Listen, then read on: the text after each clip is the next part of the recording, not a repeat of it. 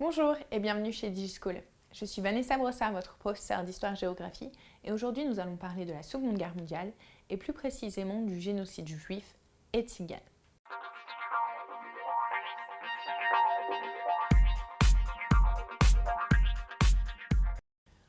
Le génocide commence d'abord par des discriminations envers les juifs et les tziganes. Les juifs sont discriminés par les lois de Nuremberg en 1935 et l'ordonnance de 1938, qui leur enlève des droits politiques et certains droits sociaux. Des massacres sont effectués notamment pendant la Nuit de cristal. Les tziganes sont également discriminés puisqu'ils sont considérés comme asociaux. En effet, ils ont un mode de vie nomade, ce qui ne correspond pas aux idées des Allemands. L'extermination débute d'abord par l'enfermement des Juifs dans des ghettos. Les ghettos, ce sont des quartiers où les Juifs sont parqués, ils ne peuvent pas en sortir et meurent progressivement de faim et de maladie. Progressivement également, les Juifs, les Tziganes et les Slaves sont éliminés par ce qu'on appelle les Einsatzgruppen. Les Einsatzgruppen se situent à l'arrière des troupes de la Wehrmacht, c'est-à-dire de l'armée allemande, et sont chargés de tuer tous les Juifs, les Tziganes et les Slaves qui restent dans les territoires qui ont été gagnés par l'Allemagne. L'extermination est ensuite massive.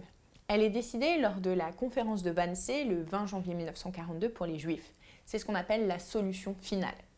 Elle est ensuite décidée pour les Tziganes en juillet 1942. Les Tziganes, tout comme les Juifs, sont emmenés dans des wagons à bestiaux vers des camps de concentration et des camps d'extermination pour mourir. Un exemple de camp, c'est celui d'Auschwitz-Birkenau. C'est un camp très particulier. Il est situé en Pologne, là où étaient majoritairement tous les camps d'extermination. Mais c'est un camp double, c'est-à-dire qu'il est à la fois camp de concentration et camp d'extermination. C'est le seul cas en Allemagne et en Pologne à cette époque. Voici comment se déroulait l'arrivée des Juifs et des Tziganes dans ce camp. D'abord, ils étaient sélectionnés, c'est-à-dire qu'ils passaient tous les uns après les autres, on vérifiait s'ils étaient valides ou non. Les personnes âgées, les femmes et les enfants étaient jugés comme non valides.